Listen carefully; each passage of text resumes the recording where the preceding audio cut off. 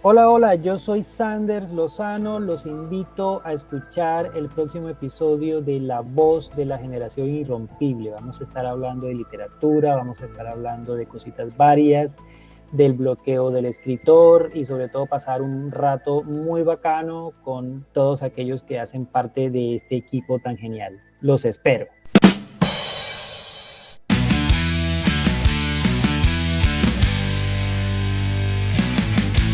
Cronistas al aire, la voz que no calla. Historias que inspiran, vamos a contar. En la generación irrompible, siempre a brillar. Con pasión y verdad, listos para narrar. Numeral la voz genil. Bienvenidos a La Voz de la Generación Irrompible, el espacio donde exploraremos las mentes creativas y visionarias que han dejado huella en el mundo de las letras. Hoy tenemos el placer de contar con la presencia de L.S. Sanders, quien se proyecta como un maestro del género de la intriga y suspenso, a quien conocíamos por su trayectoria profesional como médico, abogado y docente universitario, y de quien recientemente conocimos su novela Crónica Vudú. Con una formación de carrera que abarca desde la medicina hasta el derecho, L.S. Sanders pretende dejar una marca indeleble en la literatura contemporánea. Acompáñennos en esta conversación donde exploraremos su inspiración, su proceso creativo y los secretos detrás de sus obras más emblemáticas. Buenas, buenitas, buenas, mi generación irrompible. Yo estoy muy contenta de estar por aquí. Al escritor. Eres un hermano en la lucha por la palabra, un compañero de viaje en un mundo de imaginación. Aquí te dejo un abrazo fraterno y fuerte, un saludo de admiración por el arte y la inspiración. En el mollo o en Totuma, el guarapo sabe bien, pero jarte de a poquito, no termine en un andén. El conejo le va a hacer un trabajo a su parienta y le está pidiendo al burro que le preste la herramienta. Si me vas a clavar un puñal, no me lo clave en el pecho, clávelo más abajo, donde tengo el hueco hecho. Aguja de remendar y mujer recién casada, para que no vaya y se pierda, hay que tenerla enhebrada. Triste la vida del hombre cuando la mujer le jalta, y es más triste la del perro cuando la perra es más alta. Que tu pluma siga escribiendo historias que nos inspiren, que tu corazón siga latiendo con la pasión de crear y soñar, que tus palabras nos sigan emocionando. Gracias por tanto. Con amor, la Virginia. Bueno, mis amigos de la voz de la generación irrompible, ejército de irrompibles, gracias a la Virginia por este poema costumbrista boyacense en honor a L.S. Sanders, nuestro invitado. Sigue, Juanca. Sí, en un mundo donde la creatividad y la expresión artística son altamente valoradas, resulta intrigante observar que muchas personas no escriben libros, a pesar de tener historias que contar o ideas que compartir. Existen varias razones detrás de esta realidad, que van desde las barreras personales hasta los desafíos estructurantes. En primer lugar, la falta de motivación es un obstáculo común. Muchas personas tienen ideas, pero no sienten el impulso necesario para desarrollarlas en un proyecto tan extenso como un libro. Además, el miedo al fracaso o a la crítica puede ser un poderoso disuasivo. La idea de que un libro debe ser perfecto puede paralizar potenciales autores, quienes temen no estar a la altura de las expectativas. Otro factor importante es la falta de tiempo y dedicación. En un mundo cada vez más ocupado, donde las demandas laborales y personales son constantes, encontrar el tiempo necesario para escribir un libro puede ser un desafío insuperable para muchos. Además, la percepción de que no tienen una historia lo suficientemente interesante o relevante también puede disuadir a algunas personas. Para concluir esta idea, debemos decir que la tecnología ha cambiado la forma en que consumimos y producimos contenido. Con la proliferación de formatos más breves y accesibles como blogs y redes sociales, algunas personas pueden sentir que no necesitan escribir un libro para expresarse o compartir sus ideas. Es así como la combinación de factores personales, culturales y tecnológicos contribuye a que muchas personas no escriban libros. Sin embargo, con la motivación adecuada y el apoyo correcto, estas barreras pueden superarse permitiendo que más voces se unan al diálogo literario global. Damos paso a nuestros micrófonos a Sanders Lozano. Hola, ¿cómo están? ¿Cómo han pasado? Gracias por la invitación. Aquí estoy desde la ciudad de Neiva, muy atento a esta entrevista muy interesante. Muchas gracias. Qué interesante, L.S. Sanders. Cuéntanos, ¿quién es L.S. Sanders? Bueno, yo diría que Sanders es ante todo un profesor. Yo sí prefiero incluso que me llamen más que doctor, prefiero que me llamen profe. Y yo siento que esa es como de todas las cosas que he hecho en medicina y en derecho, pues realmente la docencia es la que más me llena y siento que de ahí impacto más. Entonces, si yo tendría que decir quién es Sander, yo empezaría diciendo que Sander es un profe, pues aparte de dos profesiones, que es la medicina y el derecho, apasionado por la educación, apasionado por más que dictar una clase, educar, ¿sí? Y bueno, también, por supuesto, me gusta escribir, aunque no me gusta decir que soy escritor, ahí hay unas cositas, de pronto hablar un poco sobre eso, pero eso, soy costeño, estudié en la Universidad Surcolombiana, pero yo llegué desconociendo totalmente a la ciudad de Neiva, donde yo estudié, realmente yo no, ni siquiera sabía dónde quedaba Neiva. Eh, y bueno, me formé acá, me casé acá en Neiva y pues he desarrollado mi vida laboral acá. Hubo un tiempo que estuve viviendo, de hecho, en Cota, trabajando en Bogotá durante 13 años, pero me regresé nuevamente para acá, para mi tierra huilense. Me considero huilense por adopción, ¿no? Qué Interesantísimo. interesante. Ven, tengo una pregunta. Me imagino que hay muchos oyentes que quieren saber cómo fue esa amalgama, cómo nació el tema del derecho, la medicina, y después del derecho y la medicina, una maestría, y después de eso, ser escritor de libros. ¿Cómo fue esa transformación o ese camino que usted recorrió para al final escribir un libro tan interesante, con un tema bastante interesante, y qué lo llevó a iniciar el primer pregrado y después el segundo pregrado? Resulta que cuando yo termino el colegio, a mí siempre me fue como muy bien en las áreas sociales y en las áreas de biología y esas cosas. Pero de las dos yo sentía que la más floja era la parte de biología. Entonces yo decía, yo quiero como aprender mucho más de eso y yo dije, quiero ser médico. Entonces, bueno, tenía claro que tenía que ser en una universidad pública, me presenté en varias y pasé en la Universidad Surcolombiana, entonces yo dije, a donde me salga me voy. Y realmente me disfruté muchísimo mi carrera, me disfruté muchísimo estudiar esta profesión tan hermosa, muy exigente, pero a la vez yo creo que yo siento que yo me disfruté mi carrera con todos los desafíos que eso tiene, porque pues, y sobre todo algunas, entre comillas, malas mañas de algunos docentes que tienden a ser un poco, digamos, excesivos de pronto, ¿no? Con esa exigencia, pero que de todas maneras eso es importante. Y luego, Porque los que llamamos los profes cuchilla. sí, que eso no es malo realmente, pero sí a veces el método les falta, ¿no? Porque falta pedagogía justamente. Y hay Pero profesores. pero cuando yo me gradúo y me caso, yo digo, bueno, la verdad yo quería ser psiquiatra. Me encanta la psiquiatría, es de las cosas que todavía leo sin necesidad de, o sea, y yo me fui para Bogotá porque pensaba estudiar psiquiatría.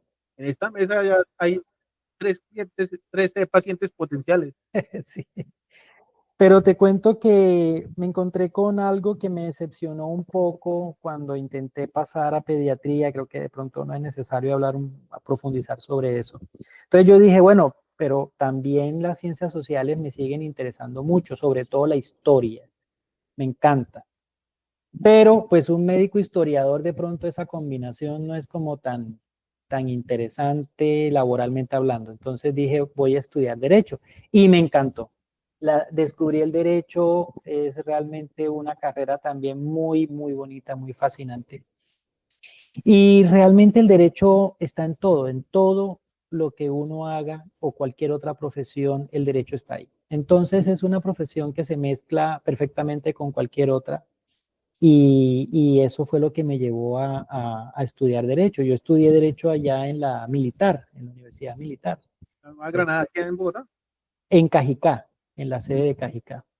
Entonces yo trabajaba, yo estudiaba en la mañana de 8 a 12 y trabajaba en Compensar de 12 a 8 de la noche. Y así saqué la Tarea, carrera. güey. Señor, ¿A qué horas hacía tarea? no, esa era tenaz porque además criando dos niñas. Mi hija mayor nació cuando yo estaba en segundo semestre, entonces siempre fue un reto, pero realmente me encantaba. Yo cuando empecé mi segunda carrera, yo no me la creía, sobre todo porque o sea, yo me sentía, no, eh, realmente a mí me gusta mucho estudiar, esa es la verdad. Y, y bueno, después, pero mira que haciendo de pronto respuesta a lo que me decías de la escritura, yo vengo escribiendo desde cuando estudiaba medicina. Lo que pasa es que mis primeros ejercicios no eran ejercicios narrativos, sino eran ejercicios más descriptivos. Esos primeros escritos eran manuscritos. Eran manuscritos, Ya, eso es únicamente para que lo entiendan los farmacéuticos y los médicos. sí, aunque yo después los pasé, de hecho yo los tengo por ahí, no los borro, más como un recuerdo, porque realmente, o sea, son fatales desde el punto de vista de la literatura, es una cosa horrible. Impublicable, pero me gusta como ese recuerdo de cómo era el ejercicio que yo hacía muy, digamos, autodidacta, ¿no? De, eh, de hacer un ejercicio de no tanto narrar, sino más bien de escribir, de escribir, y eso me ayuda mucho, me ha ayudado mucho a, por ejemplo, cuando yo hago las ambientaciones en la narrativa que escribo, ¿no? Entonces, y me ha ayudado mucho porque cuando yo reviso esos textos iniciales y los comparo con los de ahora, eh, me doy cuenta cómo ha venido evolucionando la forma de escribir y sobre todo al pulirlo uno lo que hace es reducir mucho la cantidad de lo que escribe. O sea, se reduce la cantidad, pero por supuesto se amplía la calidad. Y eso es algo muy interesante. O sea, yo ya venía escribiendo. De hecho, cuando yo me caso, nos vamos para Cota, vivíamos en Cota, y yo escribí mi primer cuento, que ese primer cuento que escribí está en este libro que les estoy mostrando, que se llama El Pergamino Secreto, que fue de hecho el primero que publiqué. Y fue un episodio muy raro porque yo trabajaba en Bogotá, en el centro, en la octava con 13 en el puro centro de Bogotá. Entonces yo iba en Transmilenio, desde Cota, imagínense. Entonces iba en Transmilenio y vi un tweet sobre una noticia. Inmediatamente se me empezó el cerebro a funcionar en automático y me empezaron a llegar, no me preguntes de dónde, pero me empezaron a llegar imágenes y diálogo, así. Ya. Entonces yo me bajé en la estación de Flores, en la Caracas. Y me metí en la primera tienda que encontré por ahí. Me compré un cuaderno de esos de Norma, de esos que eran como de los viejitos, ¿te acuerdas de esos que eran como cafés? Que Sí. son como simulación de madera. Ese. Y yo trabajaba con un colega ya que era el que yo le iba a recibir el turno, entonces yo le decía, hermano, yo tengo una urgencia, no puedo llegar puntual, necesito que me cubras. Eso de que me cubra fue que yo tenía que estar a la 1 y llegué casi a las 7 de la noche, Bueno, sentado escribiendo, y ustedes no me lo pueden creer, pero me salió ahí sentado el primer episodio de ese libro. Entonces, como que, y esos ejercicios, bueno, yo después los pasaba en limpio y ahí iban quedando, pero la decisión de publicar fue en pandemia realmente. O sea, yo ya tenía escrito muchas cosas, pero las tenía ahí guardaditas, digamos que las compartía con personas muy cercanas, pero ya después, en pandemia, sentí la necesidad de publicar porque con esa incertidumbre yo decía, ¿qué tal que yo me muera en pandemia y esto nunca salga a la luz? pierda todo eso. No, Sí, esas luces que llegan de repente para aprovechar, publicar y que nosotros podamos disfrutarlo. Mira, vamos a hacer una cosa. Yo sé que en este punto todos están pensando y recordando qué les pasó en pandemia. Pues yo también he escrito y escribo algunas cosas y en pandemia, cuando hice neumonía por COVID, me animé a sacar la primera compilación de poemas. Y todavía por ahí la tengo dando vueltas. Al que quiera, con mucho gusto la compartimos. Vamos en este punto de este programa porque tenemos un enviado especial y me disculpan que los interrumpa aquí a nuestro invitado y a nuestra audiencia.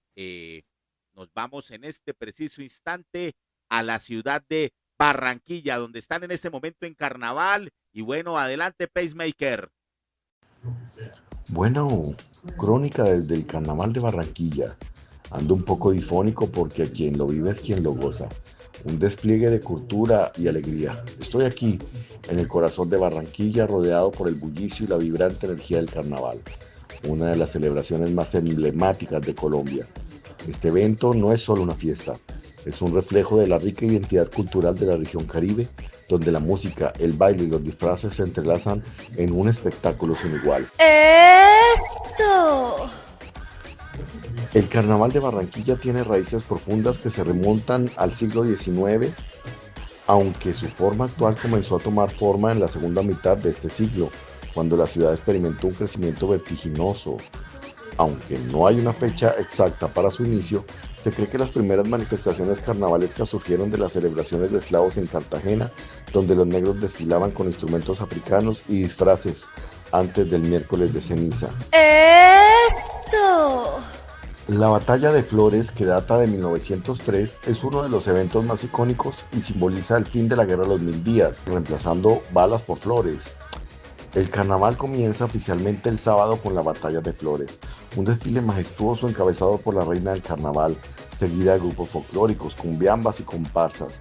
Esta jornada es el corazón del carnaval, donde la creatividad y la sátira social se despliegan en disfraces que van desde la marimonda hasta el Congo, pasando por máscaras de torito y personajes mitológicos.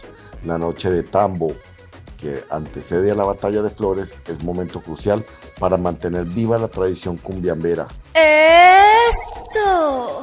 Con más de 15.000 personas bailando al ritmo de la cumbia, el Carnaval de Barranquilla es más que una fiesta, es un espacio para la sátira social y la resistencia cultural.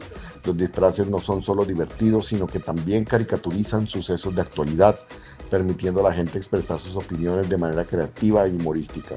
Además, es un momento en que las barreras sociales se rompen y la comunidad se une en un despliegue de alegría y descontrol, como lo describe la crónica local. Abro comillas. El momento en que podemos sacar nuestro disfraz y darle vida a todos aquellos que habitan en nosotros. Cierro comillas. ¡Eso! Declarado Patrimonio Oral e Intangible de la Humanidad por la UNESCO en 2003, el Carnaval de Barranquilla es un tesoro cultural que atrae a millones de personas cada año. Su importancia radica en su capacidad para fortalecer la identidad local y los lazos sociales, manteniendo viva la tradición cumbiambera y otras manifestaciones culturales. Concluiré esta crónica diciendo que el Carnaval de Barranquilla es una explosión de color, música y cultura que no solo celebra la diversión, sino que también honra la historia y la identidad de la región Caribe. Es un evento que trasciende las barreras sociales y culturales, convirtiéndose en un espacio donde todos pueden expresarse libremente. Al presenciar este espectáculo no solo se vive una fiesta, se experimenta la esencia misma de Colombia, del colombiano y del barranquillero, cálido, alegre, gentil y tomador de pelo. Quien debe entender cómo funciona el carnaval de Barranquilla es quien viene a vivirlo, a gozarlo. Por eso no se puede hablar del carnaval si no se vive, si no se goza. ¡Eso! Bueno, Doc, es interesante. ¿En qué momento usted hizo la maestría? Después de que yo termino Derecho, y bueno, yo renuncié después, yo llegué a administrar una IPS de Compensar allá en Bogotá, la IPS de Chía y de Zipaquirá, yo la administré. Y al final yo decidí como darle un giro a lo que estaba haciendo porque me estaba dedicando exclusivamente a la parte administrativa. Y dije, yo quiero también hacer algo en educación. Entonces, yo empecé a hablar con los profes de ahí de la Universidad de la Universidad Militar en Cajicá, y resulta de que ingeniería biomédica estaba empezando, iba en su tercer semestre y preciso necesitaban un profesor de anatomía y fisiología. Entonces les dije yo, no, pues aquí está el pollo, y les presenté la hoja de vida y empecé, y pues yo diseñé eso. Entonces me empecé a dedicar a la docencia, pero sentía que lo hacía bien, sentía que de pronto a los muchachos les gustaba cómo yo daba mi clase, cómo trataba de innovar, trataba de hacer clases, trato todavía de hacer muchas clases diferentes para que no se aburran y digamos, para que vean la diferencia, ¿no? No ser el docente como clásico que dicta la clase, no, sino innovar. Y dije, bueno, yo creo que es válido que pues, si yo me voy a dedicar a esto, lo haga de una manera más responsable. Entonces, entré a hacer la maestría en educación ahí en la misma Universidad Militar. Entonces, esa fue la historia. Esa es la historia de muchos docentes en las universidades. Recuerden ustedes que los procesos de escalafonamiento docente dependen de los pergaminos, de la formación profesional y en pedagogía. Entonces, las universidades, ustedes todos sabemos que estudiar en Colombia no es económico. Entonces, ¿qué hacen las universidades? Ofertan sus programas de especialización, maestría y doctorados, y los mismos docentes que dan clase en su universidad tienen acceso a estos programas con un poco de descuento para poderlos cursar, y pues la universidad se beneficia, el docente se beneficia, paga uno muchísimo menos de lo que debería pagar un cristiano común y corriente, pero en últimas lo que ocurre es que en el escalafón al momento de la acreditación universitaria, pues tienen docentes con maestría, con doctorado, que de alguna forma u otra redunda ahí. La otra forma para el escalafón docente son los años de docencia universitaria y la cantidad de publicaciones que tiene. Entonces eso es muy importante. Siempre les decíamos a los jóvenes en su pregrado, entren aquí desde que están en su quinto semestre, entren a Civilac y creen su perfil, entren a Orcid y creen su perfil. Y muchos hoy en día escriben y dicen, oiga, profe, gracias por ayudarme a crear el perfil en esa época, porque cuando van a mirar el perfil les aparece creado incluso muchísimo antes de haberse graduado. Entonces eso es muy interesante. Sí, es correcto. ¿Cuántos libros ha publicado hasta el momento? No te escuché, perdón. ¿Cuántos libros ha publicado hasta el momento? En el momento llevo ya con este que publiqué 5 libros publicados. De esos libros, bueno, de esos libros de narrativa son 4 libros. El primero que publiqué se llama El Pergamino Secreto. El Pergamino Secreto, que fue justamente esa historia que nació en Transmilenio. Y entonces, este es un libro, es una fábula novelada, ¿no? Un libro de literatura infantil realmente. Y este libro me parece muy chévere comentarles que está ilustrado también por un huilense. Ahí hay unas cuantas ilustraciones que lo hizo Andrés Montaño. Resulta de que él es de Pitalito. Entonces él es un ilustrador, digamos, él se dedica más que todo al tatuaje, pero alguien, no sé si conocen a al doctor Camilo Sastoque. Él es el que le hace las ilustraciones a él, me lo recomendó y entonces él me lo ilustró. Entonces ese fue el primer libro. Luego saqué un libro de cuento, que es este que se llama Narraciones Improbables y otros relatos cortos. Ahí hay una serie de colecciones, hay 2 colecciones de cuentos, uno de cuentos, de microcuentos, que son los relatos cortos, y la primera colección, que son 6 cuentos más largos, que se llaman Narraciones Improbables, que ese es de los que más me gustan porque es una literatura del género del, ¿cómo se llama? Del realismo mágico, que me encanta. Y todos son ficción, no son historias, obviamente, como dice ahí, narraciones improbables, cosas como tan que uno no sabe de dónde salen, pero interesante. Y luego vino esta novela que se llama El diario de la condesa Bathory. Estos 3 libros, El diario de la condesa Bathory. Este es un libro. La gente que no nos puede ver, sino solamente nos está escuchando, ajá, tiene una portada, muéstranoslo, doctor, una portada hermosísima, bastante intrigante. Qué diseño tan hermoso. ¿Quién hizo eso? Yo. Está hermosísimo, imagínense. Como escritor haciendo las portadas. Sí, resulta de que, bueno, dentro de la narración de esta novela hay una persona que utiliza los lobos, es capaz como de ver lo que ellos ven y de oler lo que ellos huelen y de pronto escuchar lo que ellos escuchan, ¿no? Esta es una novela de vampiros.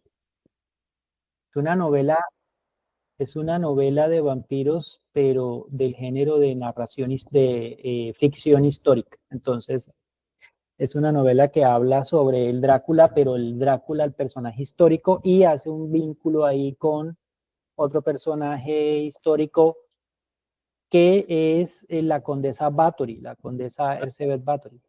Nos encontraremos a Blatter en palabras en este libro. En ese libro, sí, señor. Y estas 3 historias, digamos, estos 3 libros, fueron justamente los que escribí en ese lapso entre el 2010 y el 2020. O sea, yo esto lo escribí en ese lapso y decidí publicarlo en el 2020, algunos en el 2021, pues, y en el 2022, durante esa pandemia, pues para que no se me saliera. Con este libro me duré 10 años escribiéndolo. Este libro, pero la primera parte no, digamos, tiene 20 episodios, 18 de los 20 episodios los escribí en el lapso de un año, que fue en el 2010, pero luego lo dejé ahí quieto porque la historia me llevaba por un lado, pero yo quería ir por otro.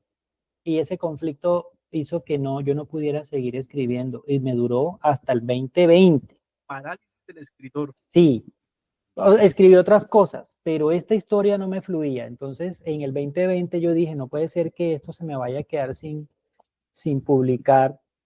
Voy a borrar, yo borré todo el último episodio, o sea, totalmente borrado, y me senté a reescribir de ahí en adelante y salió. Ahí sí fluyó y yo dejé que la historia me llevara. Porque el proceso creativo mío es muy raro. Yo no soy el que manda. Entonces, ahí salió este libro. Y los últimos 2 que he escrito, bueno, este sí se sale un poco, este es El reto de ser médico, creo que de pronto lo han escuchado por ahí.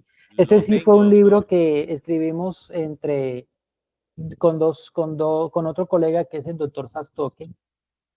Y ese libro nació, este libro es más de ensayo, ¿no?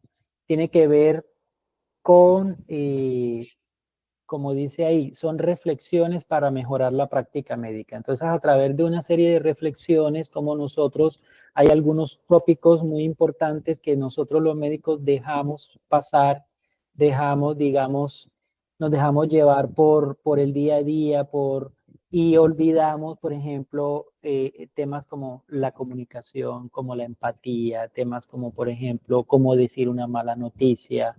Bueno, todos esos temitas los tratamos en este libro Y es un libro muy bonito porque lo escribimos en 6 meses entre los dos.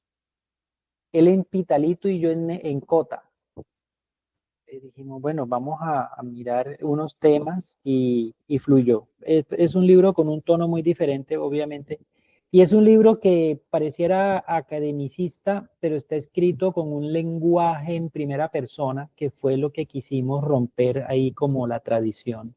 Normalmente estos libros se escriben en tercera persona, con un lenguaje muy científico, no.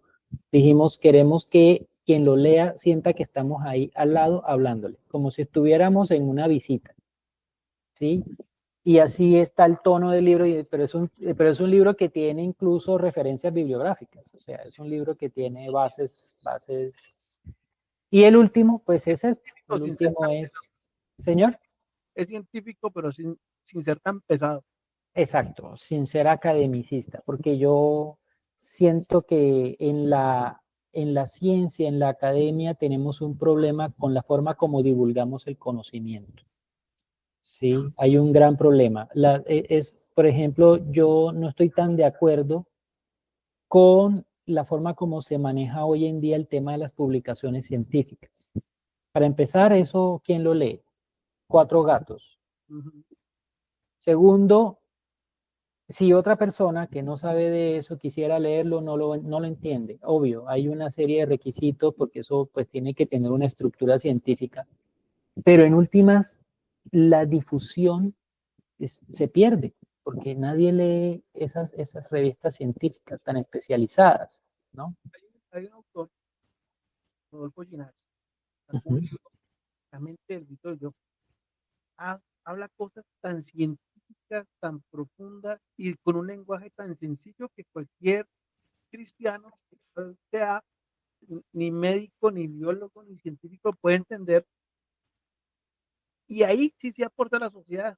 Es correcto. No es para la élite intelectual donde utilizan una serie de palabras rimbombantes y súper rebuscadas, donde nos dejan a los demás mirando el chiste.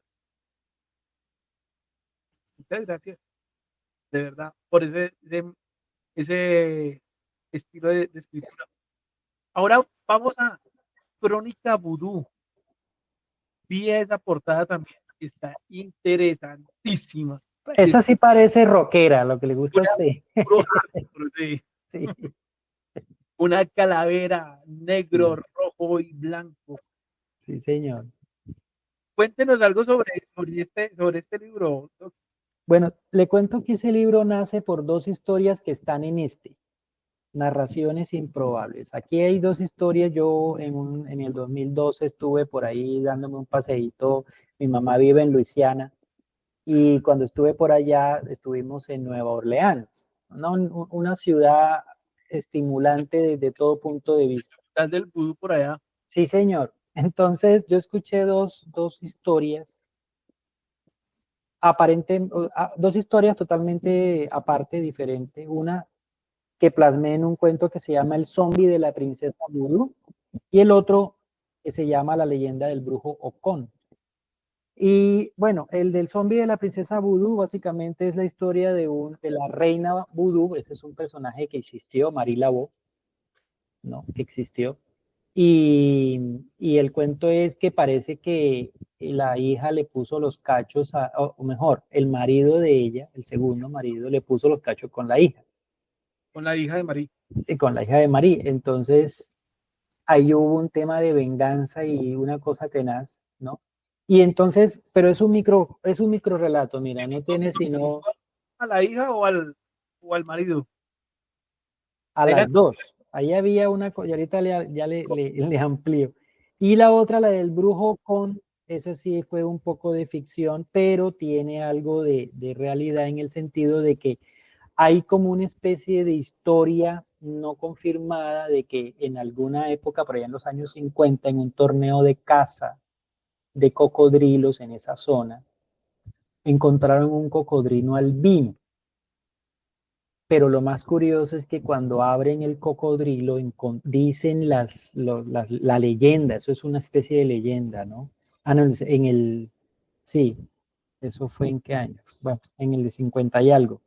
Encontraron restos del cuerpo de una persona dentro del cocodrilo y indumentaria como del siglo XVIII. O sea, como, entonces, venga, este cocodrilo a quién se comió hace cuántos años. No pudo hacer la digestión. Sí. Un personaje bastante pesado. Uh-huh. Entonces, esa segunda historia yo la dejé consignada acá en este otro cuento que se llama La leyenda del brujo Ocón. Entonces resulta de que cuando nosotros nos regresamos para acá, en el 23, a mitad de año, las vacaciones de mitad de año del 2023, pues yo estaba releyendo el libro y yo dije, ve, pero sería como interesante mezclar estas dos historias, porque ambas son en Nueva Orleans, ¿no? El del zombie de la princesa Voodoo y el de la leyenda del brujo Ocón. Y dije, vamos a ver qué pasa. Entonces me senté y apenas yo uní las dos, las puse en la misma hoja, me empezó otra vez a funcionar esa vaina de yo no sé de dónde me sale. Y me empezaron a llegar otra vez imágenes, haz de cuenta, como ver una película. Y entonces yo lo que hice fue simplemente describir lo que estaba pasando, esas imágenes que estaban pasando en mi cabeza. Entonces así nació el primer episodio que ocurre justamente en un bar que se llama El Altamar. El bar donde empieza la historia, o por lo menos donde yo empecé a escribir la historia, que viene a ser el segundo capítulo del libro, se llama El Altamar. Y empiezo yo a tratar de buscar la forma de, obviamente me puse a leer sobre Marie Laveau y me doy cuenta de que es un personaje que tiene muchas cosas y resulta de que parece que ella no murió a los 80 y pico de años, sino que ella murió fue a los 40 y pico y quien la suplantó fue la hija, que era muy parecida, ¿no? Entonces te podrás imaginar a una mujer, pues aparentemente, supuestamente de 80 años, pero que aparentaba mucho menos, pues porque la hija era más joven que la mamá, obviamente, ¿no? Y la historia de cómo muere ella, cómo realmente muere ella a los 40 y pico de años, es lo que yo planteo en este libro. Es una historia en donde el eje central o el argumento, digamos que giran dos argumentos principales. El primero es el elemento amor y desamor. Ese es el primer eje argumentativo. Y el segundo es el odio y la venganza, ¿no? El odio y la venganza. Entonces, Marie Laveau aquí se da cuenta de que es engañada por su segundo marido. El primer marido parece que ella lo mata. Ah, sí. El Ella, papá de la ella hija. ya tenía, es el papá de la hija, sí, el primero. Qué Y bonito. el segundo, pues obviamente no. Y ella engaña a esta señora que es una bruja sacerdotisa muy poderosa, Venga, muy, digamos, mucha gente iba donde ella. pero venga, doctor, ya estoy aquí intrigado y quiero leer el libro y usted está contando toda la historia, no la cuente porque Le no estoy sé nada. haciendo, Buenísimo, está buenísimo. Tenemos que saber dónde consigue, Doc. yo voy a hacer un segundo tiraje y por ahí les mando uno, no se preocupen. Ah, pues, Pero se consiguen conmigo. Entonces así fue que nació esa historia, ¿no? Básicamente es una versión de cómo muere ella, pero la forma como está narrada es una narración muy cinematográfica, ¿no? Muy cinematográfica. Hay episodios, digamos, hay de todo, hay incluso escenas de violencia gore prácticamente, ¿no? Escenas donde hay mucho amor también en el sentido de que esta bruja hace una especie de maleficio que los condena a morir más o menos en 3, 4 días y ellos hacen todo lo posible para matarla antes de que esos 4 días ocurran, justamente para que ella después no los convierta en zombie. Entonces hay una obviamente gira alrededor de la idea del vudú en el sentido de que es la herramienta de ficción que yo usé, ¿no? Porque me encanta la ficción. Y para uno poder crear ficción necesita vencer un gran problema o gran reto, digamos, que tiene la ficción y es la verosimilitud. Sí. Entonces, A veces lo que más complica es hacer algo creíble. es correcto. En este momento, Doc, un momentico, por favor, vamos a unos saludos desde Barranquilla con nuestro enviado especial, Peacemaker. Adelante, Peacemaker, ¿quién está al aire? ¿Ese para quién es? Para la generación irrompible. Envíale un mensaje a la generación irrompible. Bueno, para la generación irrompible, sigan así, porque esta generación de cristal está muy mal. Está muy mal, muy baila. Un saludo para toda la generación irrompible. Para adelante, somos fuertes. Un saludo para la generación irrompible de los carnavales de Barranquilla. Estamos sin voz. Un saludo para la generación irrompible. Ustedes son irrompibles. Vamos para esa. Me acojo a todo lo que dijo Pepita de Mango. Ella es súper pila. Y ella recoge absolutamente todo lo que nosotros pensamos. ¿Tú qué opinas? ¿Qué opinas? Ella es la seria. No, hay que entender la realidad de cada uno. Yo entiendo tu posición, pero hay que entender cada persona, cada ser humano. Pero si que Y estos cada- chicos están muy débiles. No, claro, pero hay que entender, cada uno tiene su mundo, su contexto, y bueno, hay que Entonces, la conversar con generación ellos. irrompible. Saludos a la generación irrompible. Saludos a la generación irrompible. Uy, está como chévere eso por allá en Barranquilla. El que la vive es el que la goza, ¿no? Aquí estamos, mejor dicho, sufriendo y allá pasándola delicioso. Imagínense que yo, a pesar de ser costeño, pueden creer que yo no he ido a mi primer carnaval de Barranquilla. Ah. Me he dedicado a otras cosas, pero allá la pasa muy bueno. Oiga, yo no conozco Barranquilla siquiera, toca ir a visitar a Pacemaker, nuestro enviado especial. En las vacaciones pasadas nos llevó por allá de gira a Marta. Esperamos que este año, que está abriendo su clínica ya Biolistic, a quien saludamos a esta hora, doctor Jaime Alberto Rodríguez Berrío, un abrazo, muchas gracias. Este año no se le olvide, voy a dictar la capacitación en maestría cervecera en Barranquilla. Estamos al aire.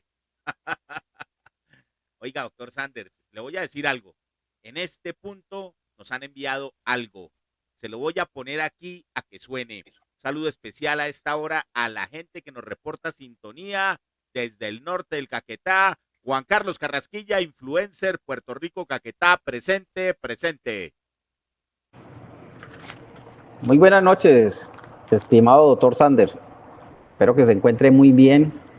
Sabe que me emociona saber que ha incursionado en el mundo de la literatura y estoy muy ansioso por leer sus novelas. Su trayectoria como médico, abogado y profesor universitario me parece que es realmente inspiradora. Como escritor de ciencia ficción y novelas, me encantaría saber qué lo motivó a escribir y cómo logra equilibrar esa pasión por la escritura con sus otras profesiones. O sea, cuáles son sus fuentes de inspiración al crear sus historias. Quedo atento a su respuesta, creo que como muchos, y nuevamente, felicitaciones por este nuevo camino literario. Saludo cordial. Mi nombre es Juan Carlos Carrasquilla, un influencer del norte del Caquetá. Un abrazo, Dios lo bendiga. Gracias, Juan Carlos, por esa pregunta y un abrazo allá a todos en Caquetá. Pues, Juan Carlos, ¿qué te puedo decir? La primera pregunta que me haces de cuál es mi inspiración, te cuento que yo, la verdad, siento que escribo no lo que quiero, sino lo que puedo. Es decir, a mí me llegan ideas así y las desarrollo, pero no son ideas que de pronto tengan una motivación en especial, sino que de repente me llegan y pues yo de ahí saco una historia, ¿no? Pero sí me gusta mucho la narrativa histórica y la ficción. Entonces, por ahí va la cosa. Y lo segundo es que, pues hay que sacarle el tiempo a todo. Yo pienso que hay que sacarle el tiempo a todo, a las pasiones. Si a uno le gusta ser músico, pues no solamente dedicarse a trabajar, sino también dedicarle tiempo a eso otro, sin quitarle tiempo a la familia, sobre todo, que es lo más importante. Y bueno, el oficio de escritor es muy solitario, ¿no? Entonces, trato de escribir, cuando yo escribo, escribo como un aguacero. Son 1 o 2 meses escribiendo, pero el resto le dedico bastante tiempo a la familia y al resto de cosas. Interesante, interesante. Ese equilibrio, para lograr el equilibrio entre pasiones tan complejas, es algo bastante complicado, pero es el derecho, la medicina, la escritura y la enseñanza. Un maestro. Tengo que hacer una pregunta. ¿Usted se considera más profesor en este momento, más profesor que médico y abogado? Pero en el campo del derecho, ¿qué ha hecho usted que dice, esto vale la pena, esto quisiera hacer y seguir haciendo por alguna razón? Yo me dedico en el derecho a defender colegas, justamente, en derecho médico, ¿no? Responsabilidad médica, sobre todo. Entonces, eso es de la parte del derecho, obviamente, lo que me apasiona. Siento que puedo aportar ahí, sobre todo desde la parte educativa. Creo que el impacto es mucho más alto porque siento que a nuestros colegas les hace falta mucho ese conocimiento para evitar esas situaciones, digamos, de mucha inseguridad, ¿no? De mucha inseguridad jurídica. Creo que eso es lo que más me apasiona en el derecho. Entonces yo me dedico mucho, no solamente de la parte académica, sino laboral, al derecho médico, sobre todo defendiendo colegas. Imagino que las demandas y los problemas de mala praxis son algo cotidiano en su labor. Bastante, y van aumentando día a día. Realmente son bastante, la cantidad de demandas es mucho, pero yo creo que lo más preocupante, porque al fin y al cabo, pues el acto médico y el hecho de hacer o de atender a un paciente, pues eso termina siendo al fin y al cabo una actividad humana. De hecho, para mí la medicina, aunque es una disciplina científica, la medicina realmente no es una ciencia. La medicina, digamos, el fondo de la medicina no es la ciencia realmente. El fondo de la medicina es el humanismo. Lo que pasa es que los médicos, por supuesto, usamos, ¿cierto? La ciencia, pues porque es una disciplina científica, pero nosotros, los médicos, existimos desde mucho antes de que la ciencia existe, mucho antes de la biología, de la química, de la física, mucho antes de la fisiología. O sea, realmente los médicos existimos desde mucho antes, o sea que nosotros somos previos a la ciencia. Entonces, la verdadera esencia del médico es el humanismo, no la ciencia. ¿Mm? Y ese contacto de dos seres humanos, eso siempre en algún momento puede generar conflictos. O sea que porque el ser humano es conflictivo, así de sencillo. De hecho, por eso existe el derecho. El derecho existe justamente porque el ser humano es conflictivo con el ser humano. Entonces, pero lo que más a mí me duele de pronto es que veo que día a día el ejercicio médico se criminaliza, porque pues una cosa es que yo de pronto quiera demandar porque, no sé, porque pienso que quedé mal operado o porque pienso que cualquier otra cosa que tenga que ver con eso, pero ya ver al médico como el asesino, el delincuente, la persona que quiso hacer el daño, o sea, esa criminalización que no digo que no de pronto eventualmente pase, pero pues eso es realmente la excepción, eso no es la regla. Y a veces los medios de comunicación utilizan mucho la figura del médico, como que hace mucho show mediático con eso. Yo recuerdo mucho, por ejemplo, no sé si se acuerden, allá en Bogotá, justamente en el puente de ahí de la 126, creo, con la novena de un médico, exacto, que pues mató a 3 delincuentes que lo iban a robar y que como que no era la primera vez, ¿no? Por defensa propia, pero la noticia, el escándalo, era que era un médico que había matado 3 personas. O sea, pero mire, Doc, yo lo vi desde este punto de vista. Un médico que está encargado, o procura preservar la vida, ayudar a la gente. Lo fueron a atacar y él con suma interés se defendió y sacó de circulación a unos elementos que le están haciendo un daño increíble a la sociedad. Yo aplaudí, mi entorno aplaudió, todo el mundo decía, qué bien, así debería ser. Y no criminalizar a la persona que está defendiendo.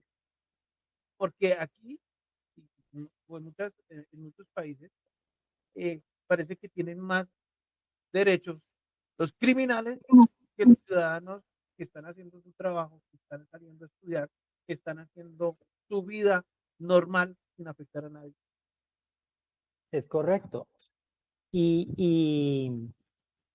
Digamos, inicialmente lo que decían, ¿cómo es posible que un médico ande armado? Si se supone que los médicos pues deberíamos salvar vidas, pero resulta de que eso no es cierto. Eso no es cierto de que nosotros los médicos estamos formados para salvar vidas. Nosotros estamos formados para mantener la salud, sí.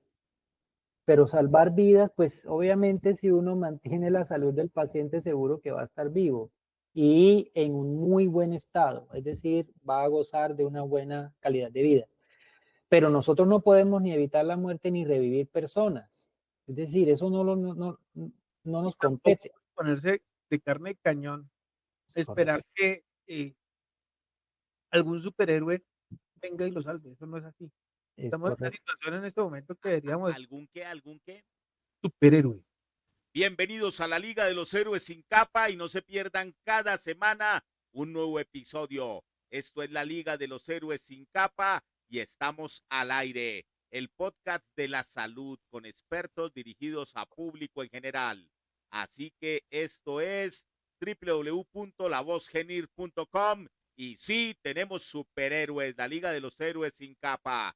Y bueno, Juanca, gracias por esta cuña al decir la palabra clave de este episodio que es héroe. Si usted nos escucha en este momento, esperamos que en nuestra siguiente publicación coloque la palabra héroe para que reporten sintonía. Vamos al aire. Juanca, me excusan que los interrumpa un momento. Nos vamos con unos saludos desde el Carnaval de Barranquilla. Suéltela, maestro, allá en cabinas. Un saludo para la generación irrompible. Un saludo para la generación irrompible. Véngase para Barranquilla. Que sea lo que te salga. Una otra. Hola. Un saludo para la generación. Ajá, que vengan. Súper chévere todo. Un saludo muy especial a la generación irrompible. Un fuerte abrazo. Bueno, ya a esta hora, respondiendo a nuestro post, aquí ya saben, la palabra clave de esta semana será héroes. Y empezamos desde esta semana con palabra clave. Y bueno, nos preguntan desde España. Suéltela ya, maestro, en cabinas. Hola, un saludo desde España. Soy Litsi. Doctor, quiero saber cómo manejas el bloqueo del escritor o los momentos de duda durante el proceso creativo. Y quiero darle las gracias a la voz de la generación irrompible. Hola Lizzy, ¿cómo estás? Allá en España un abrazo para ustedes. Bueno, te cuento que yo me estresaba mucho con el tema del bloqueo de la página en blanco. Cuando yo estaba en la universidad militar estudiando, hablaba de eso con el maestro Soto Aparicio. Y él decía que ese era un momento en el que había que dejarlo que pasara, porque era peor estresarse y tratar de sentarse a escribir justamente cuando uno estaba en esa etapa en donde nada fluye, en donde no sale nada y lo que sale es basura. y eso lo que hace es terminar de frustrarlo a uno más. Entonces, a mí me pasaba eso, que me frustraba y trataba de obligarme a escribir, pero lo que escribía era tan espantoso que eso me ponía era peor. Entonces, yo hoy en día, y te confieso que me pasa muchísimo, muchísimo lo del bloqueo y lo de la página en blanco, porque mi escritura son como aguaceros. Es decir, a mí me llega una idea y yo la puedo sacar en 2, 3 meses. El libro de Una crónica vudú, de todos los episodios, escribí solamente, que son 1, 2, 3, son 4 episodios.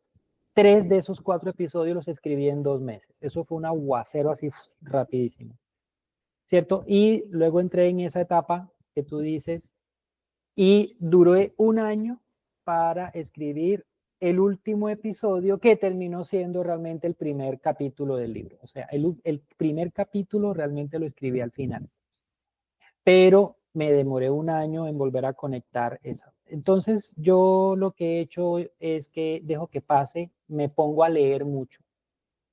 Creo que es una buena forma de salir de ese bloqueo, de leer muchísimo. Entonces vuelvo a lo que, como a mis influencias, ¿no? Me gusta leer a Borges, porque Borges usa una forma, digamos, bueno, aparte de lo erudito que es, él usa una narración que me gusta mucho porque es breve, y esa brevedad como que lo saca uno de ese problema, ¿no? De ese vacío de ideas.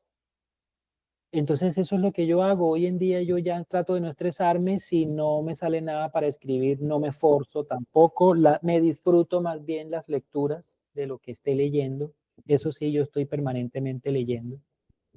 Y esa es la forma como yo lo hago. Esa es la forma como venzo eso. Eso es algo difícil y si uno no debe dar consejos, pero pues si tuviera que decirte qué hacer en un momento de eso, yo te diría que más bien lo dejaras, es decir, no te forces y más bien dedicarte a leer lo que te guste. Seguimos con otros saludos especiales desde el Carnaval de Barranquilla. Suéltela, maestro. Estamos al aire desde Barranquilla, Pacemaker. Adelante. Buenas noches, un saludo para la generación irrompible, un abrazo fuerte desde Barranquilla. Un saludo de la generación irrompible. Saluditos, generación irrompible, los queremos, la rebuena. Bueno, después de estos mensajes, retomamos la entrevista con el doctor Alejandro. Doc, muy a propósito de lo que está diciendo nuestro oyente en España, que usted estaba manejando la crisis del escritor, de Blanquea. Nos está diciendo que usted lee.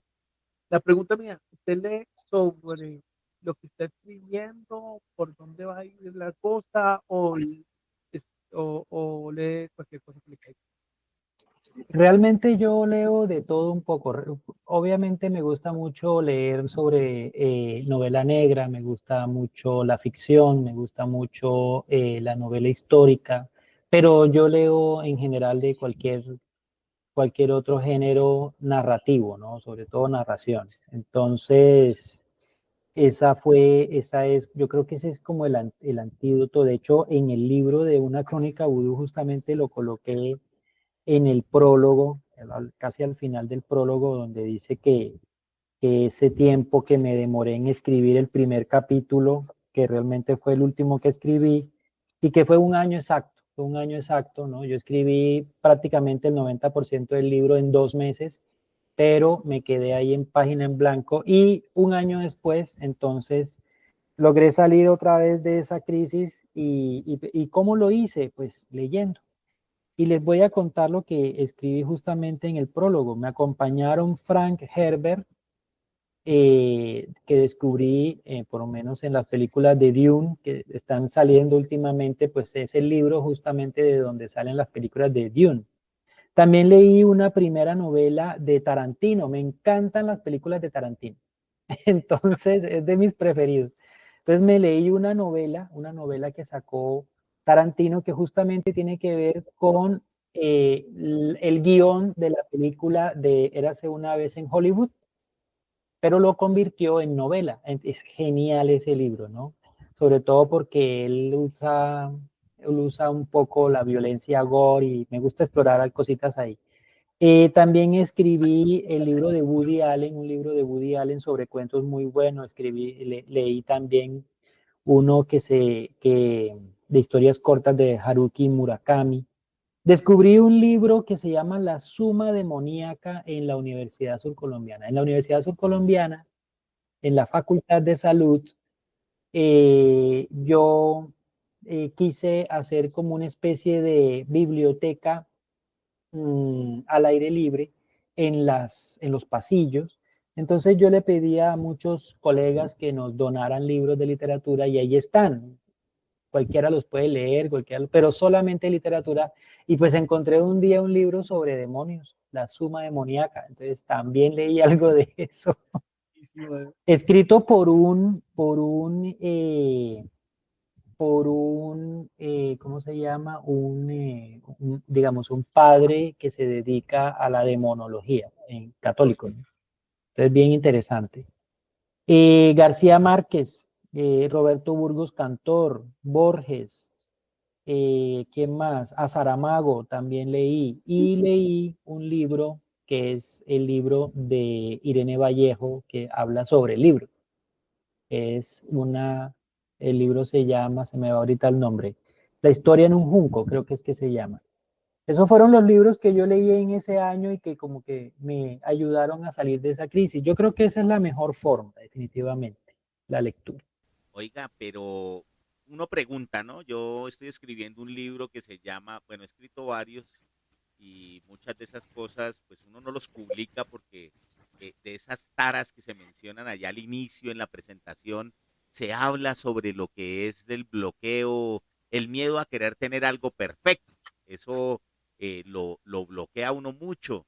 Hay un libro que se llama, voy a decirlo al aire aquí, me disculpan, ya que hijo de putas, porque ustedes saben que yo soy castizo a la hora de hablar, los que me conocen, y he tratado de llevar las estrategias del marketing y de la mejora personal, he tratado de llevarlas a narraciones de momentos interesantes de mi vida donde he metido las patas.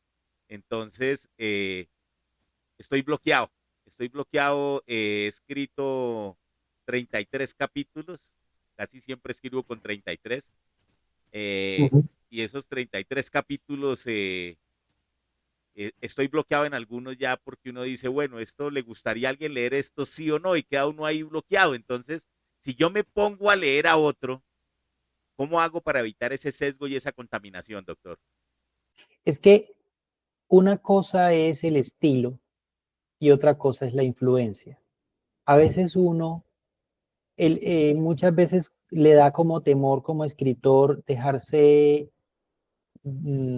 digamos, que la influencia de lo que uno lee, porque definitivamente lo que uno lee está impreso en la influencia de lo que uno escribe. O sea, por ejemplo, en este libro de narraciones improbables, una vez me lo criticaron que porque el estilo era el de García Márquez. Entonces yo le decía a la persona que me criticaba, pues mira, o sea, no sé si eso es un cumplido o qué, pero es imposible tener el estilo de García Márquez. No te puedo negar la influencia. Claro, porque es realismo mágico. Eso, o sea, la influencia de García Márquez no la puedo negar. Pero decir que yo tenga el estilo de él, eso es extremadamente, hemos dicho, creo que tendría yo que volver a nacer yo no sé cuántas veces para que eso ocurra. Pero esa crítica, si fue malintencionada, lo que hizo fue como darme más pues, para leerlo. No fue malintencionada, pienso que de pronto como que le recordaba mucho a García Márquez, como que tratara de ser más original, y yo decía, bueno, pero realmente no es García Márquez ahí. Entonces una cosa es eso, es la influencia, y otra cosa es el estilo. Claro, uno tiene su propio estilo, y yo creo que yo tengo un estilo muy concreto, pero la influencia está. Ahora, lo que pasa es que uno sí tiene que leer, porque es que todo lo que uno, es decir, todo ya está escrito, todo realmente ya está escrito. La diferencia no es el qué, sino el cómo. Porque si usted va a escribir de un asesinato, eso, ¿a cuántos libros no han escrito sobre eso? Si va a escribir sobre, o sea, cualquier idea que usted tenga, eso ya alguien la escribió. El tema no es tanto eso, sino el cómo la escribe, la estética que uno use en el lenguaje, cómo lleve uno al lector, cómo lo va llevando uno en la historia para decirle una cosa de una manera, pero de pronto meterle algunos truquitos ahí como para que se vaya pensando en una cosa y resulte que es otra. Esas cositas que dan esos matices. Pero yo pienso que la lectura es importante porque, entre otras cosas, uno se da cuenta de recursos narrativos que le pueden servir a uno para salir justamente de esas crisis, ¿no? De esos bloqueos. Entonces, esos recursos narrativos que uno puede encontrar en los demás libros, en la lectura, le ayudan a uno justamente a salir de esas crisis. Y lo que decías sobre ese temor que hay de que será que lo que voy a publicar vale la pena, será que esos errores que yo de pronto creo que tienen, será que el lector sí le va a interesar. Te voy a leer un pedacito muy cortico del libro del Pergamino Secreto ¿cómo se llama? Es una dedicatoria que le hice al maestro Fernando Soto, que fue uno de los primeros que leyó este libro y además me lo criticó y pues me dijo que no lo publicara, pero yo le respondo al maestro Fernando Soto, que en paz descanse, quien me sugirió que le cambiara el final, con humildad le respondo que no. A los hijos los amamos con todos sus defectos. Yo creo que no hay que tenerle miedo a eso. Es decir, hay errores, por supuesto, impublicables. Hay cosas que yo tengo que nunca voy a sacar porque obviamente pues no tienen una calidad narrativa que yo considero necesaria y obviamente los he sometido a el escrutinio de otros y me dicen, no, esto definitivamente no. Pero hay otros en los que sí, miremos por ejemplo la novela de García Márquez, la última que sacaron sus hijos de En agosto nos vemos. Es una novela que tiene muchos errorcitos. Yo hice de hecho una, ¿cómo se llama? Una reseña de ese libro y encontré algunas cositas, pero yo al final digo, se le perdona porque pues a veces el maestro ya estaba en una etapa muy avanzada de su enfermedad, digamos. Como Memoria de mis putas tristes. Es un libro... Nos pateó a todos, claro, nos insultó, yo veía ese libro como que le quería dar la vuelta. ¿Qué pasó con eso? Es claro. Algo terrible. Y ese libro gocé, por lo menos... Yo me lo gocé, el de Memoria de mis putas tristes me lo gocé. Ustedes saben que ese libro probablemente sea una especie de plagio que hizo García Márquez de otro libro de un japonés que tiene exactamente la misma temática. Ahorita no recuerdo el nombre del autor. No sé si fue Kawabata, no estoy seguro si es Kawabata el autor. Búsquenlo de pronto por ahí en internet. Pero es muy parecido como la temática. Y además es un libro que fue también como una especie de exigencia de la editorial. Oiga, venga, usted tiene rato que no escribe y nosotros necesitamos que usted produzca. Y creo que salió a partir de eso. Esa, por ejemplo, es algo que yo creo que al escritor le hace mucho daño, porque muchas veces pasa eso, que uno no escribe lo que quiere, sino lo que puede, es decir, lo que sale. A propósito de lo que acaba de decir, usted me puso a mirar a ver si había alguna posibilidad que haya sido un plagio. ¿Sí lo encontraste? Y resulta que el argumento de la memoria de mis putas tristes es exactamente el mismo de la Casa de las Bellas Durmientes. ¿Quién es el autor? Dice Rodrigo, la obra del japonés, a ver, López Velázquez. Dice sí que es un japonés. Sí. No me encuentro el nombre.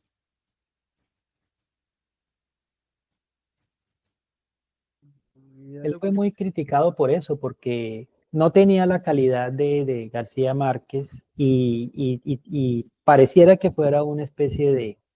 Kawabata. Ah, sí ves, era Kawabata. Kawabata. 1985.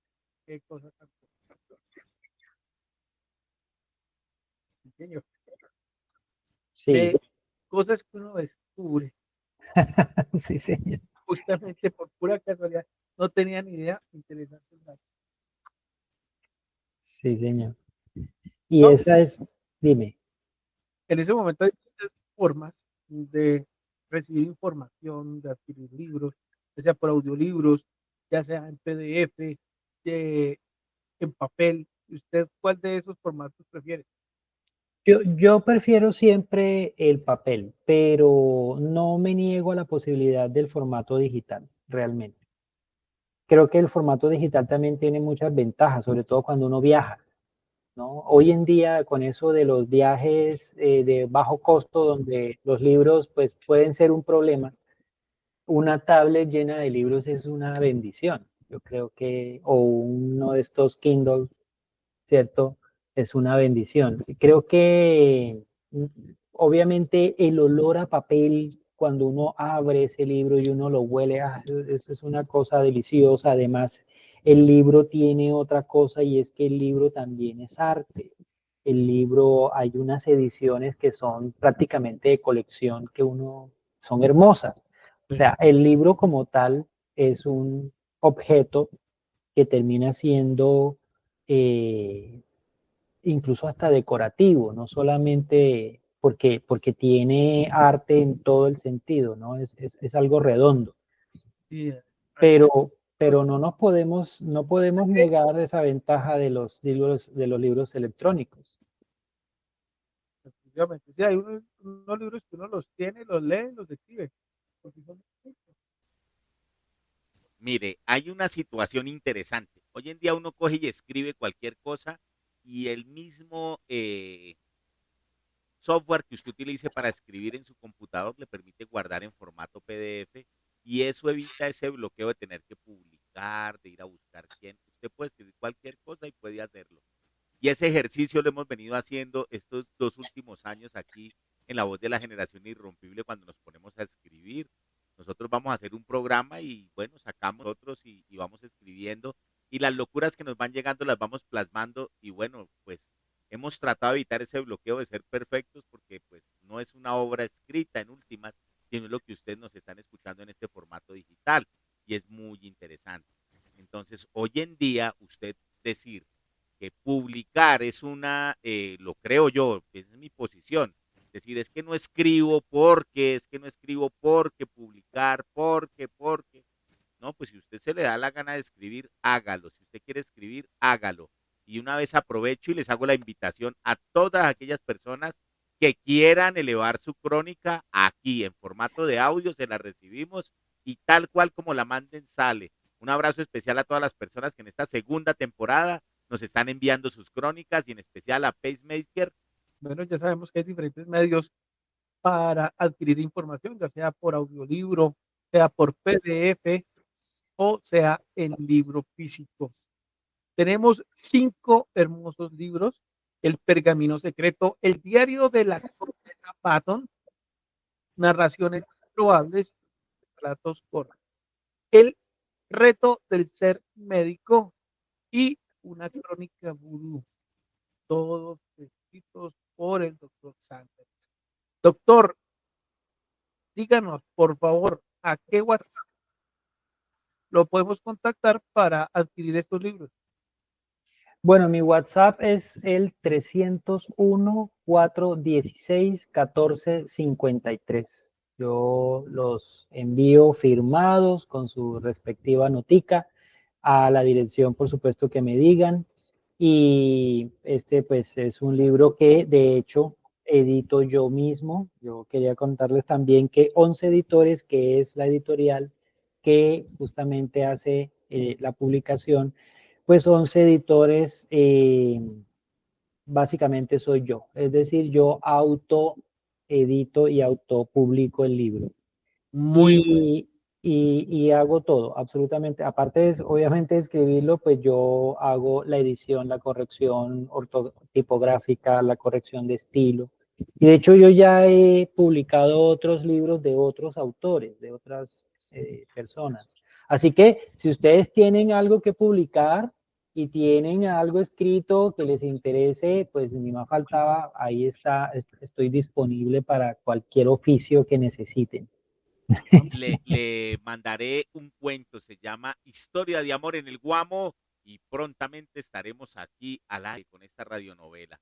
Lanzamos una radionovela que se llama Amor Digital. Son 8 episodios donde narra una historia de amor digital y pues como la gente ya no lee, doctor, la mandamos en música rap. Gracias al artista, a los artistas que nos ayudaron con esta novela donde narra cómo una historia de amor termina siendo una pesadilla, casi un feminicidio. Y nos vamos entonces, se las enviaré, doctor. Están interesantes. Claro. ¿Tiene un compilado de cuentos para mandarle mi cuento de historia de amor en el Guamo? Perfecto, pero por supuesto. No, bueno, estoy interesantísimo. Recordemos también, los pueden encontrar, estos 5 libros los pueden encontrar también en Amazon. El que esté interesado puede buscar los títulos: El Pergamino Secreto, El Diario de la Condesa Barton, Narraciones Improbables y otros relatos cortos, El Reto de Ser Médico y una Crónica Vudú. También los que están fuera de Colombia, el WhatsApp es 57-301-416-1453. Es nada más y nada menos que el teléfono del Dr. Sanders. Les atenderá directamente y les enviará una copia con dedicatoria y firmado. Es correcto. Está interesante y es verdad. Conocí al doctor Sanders con su libro El Reto de Ser Médico y me lo mandó firmado y autografiado. Ahí está. Así que si ustedes quieren adquirir los libros, ya saben, aquí estamos. Esto es la voz de la generación irrompible y estamos al aire. Este es nuestro 8º episodio de la 2ª temporada y bueno, hemos venido para quedarnos. Somos esta generación de personas que no nos rompemos, nos oxidamos, nos duelen los huesos. Estamos acá con fórmulas de patologías crónicas. Vemos la vida de una forma diferente y ya estamos entrando en la tendencia filosófica del importa, ya ustedes saben qué. Así es que en esta etapa de nuestras vidas nos vamos aquí al outro de este episodio de La Voz de la Generación Irrompible. Juanca, vamos a concluir este programa afirmando que en el siglo XXI la lectura se enfrenta a un entorno cultural y tecnológico en constante evolución. A pesar de los desafíos, la lectura sigue siendo una actividad fundamental para el desarrollo personal y la comprensión del mundo. Por un lado, la tecnología ha transformado la forma en que accedemos y consumimos la información. Los libros electrónicos y las aplicaciones de lectura han facilitado el acceso a una amplia variedad de textos, permitiendo a los lectores llevar bibliotecas enteras en sus dispositivos móviles. Sin embargo, esta facilidad también ha llevado a una fragmentación de la atención, ya que las redes sociales y otros medios digitales compiten por el tiempo dedicado a la lectura. Además, la lectura en el siglo XXI enfrenta el desafío de la brevedad y la instantaneidad. La cultura del snack content, contenido de bocadillo, los contenidos de snack, han llevado a que muchos prefieran formatos cortos y rápidos, como artículos de blog o publicaciones en redes sociales, en lugar de sumergirse en textos más extensos y profundos. A pesar de estos desafíos, la lectura sigue siendo esencial para el desarrollo intelectual y emocional. Los libros ofrecen una oportunidad única para explorar diferentes perspectivas, culturas y experiencias, enriqueciendo nuestra comprensión del mundo y fomentando la empatía. Así que afirmemos de forma categórica que aunque la lectura en el siglo XXI enfrenta desafíos significativos, su importancia no ha disminuido. La clave está en encontrar un equilibrio entre las nuevas tecnologías y el valor inherente de sumergirse en un buen libro. Al promover la lectura y hacerla accesible, podemos asegurar que esta práctica continúe siendo una parte vital de nuestra cultura y sociedad. Continúe siendo una parte vital de nuestra cultura y sociedad. Y nos vamos a esta hora, Juanca, a los saludos y servicios sociales. Gracias a todas las personas que se conectaron, enviaron sus preguntas, enviaron sus aportes a este programa. Lamentablemente, Juanca, tenemos acá algo que decir. La doctora Doris Gómez Camargo, de parte de todo el personal de la Universidad de Cartagena, la Facultad de Medicina envía un saludo de obituario y agradecimiento a toda una vida. Su dedicación y pasión por la investigación y su compromiso por la salud de Cartagena y Bolívar dejan una huella imborrable en la comunidad académica y la sociedad. Ellos envían las más sinceras condolencias a su familia, amigos y colegas en este difícil momento. Descanse en paz. Cartagena de Indias, 24 de febrero del 2025. Estamos al aire y esto es la voz de la generación irrompible. La muerte hace parte de la vida. Indudable. Hoy hemos tenido el privilegio de compartir con L.S. Sanders, quien promete ser un verdadero gigante de la literatura de suspenso. A través de sus palabras hemos descubierto no solo la pasión de lo que llevó a salir de su zona de confort profesional a crear historias cautivadoras, también como la dedicación y el esfuerzo han hecho de él un autor naciente. Queremos agradecerle por compartir con nosotros su visión y su experiencia, y a ustedes, queridos oyentes, por acompañarnos en este viaje a través de la mente de un maestro del género. No olviden seguirnos para más entrevistas con figuras destacadas que están cambiando el mundo, una página a la vez. Hasta la próxima. Nos veremos en la voz de la generación irrompible. Y estamos al aire. Gracias, doctor Sanders. Un abrazo, muchas gracias a ustedes por esta entrevista. De verdad que me sentí genial y créanme que este mundo de la literatura es para todos y hay que animarse a escribir y hay que animarse a intentar publicar. Bueno, ya sabemos, tenemos el contacto acá de nuestro amigo editor, corrector de estilo, edita, publica, tira. A mí me gusta eso de tirar. Diseñador Entonces, de tapas, de presentaciones, ¿cómo se dice? De portadas. De portadas. Portadas tan hermosas. Muchas gracias. Un abrazo especial, doctor Sanders, un abrazo especial para toda nuestra familia, el Ejército de los Irrompibles, y estamos al aire hasta la próxima semana. Quédense en sintonía, esto es la voz de la generación irrompible.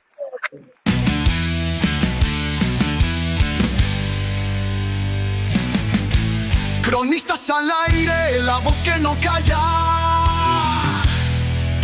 Historias que inspiran, vamos a contar. En la generación irrompible, siempre a brillar. Con pasión y verdad, listos para narrar. Numeral, la voz genil. Bueno, muchas gracias por esta invitación y quiero también contarles que yo grabo también algunos podcasts. Entonces me pueden encontrar en algunos de estas aplicaciones de podcast. Uno de ellos se llama Lex Artis, es uno sobre derecho médico justamente, y el otro se llama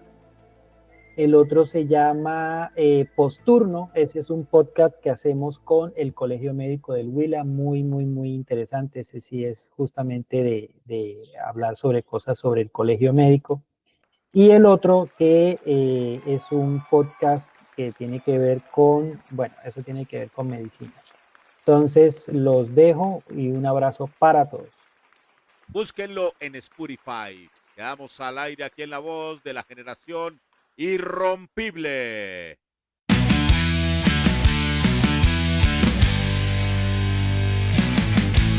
Cronistas al aire, la voz que no calla.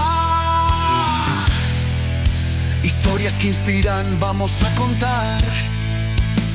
En la generación irrompible, siempre a brillar.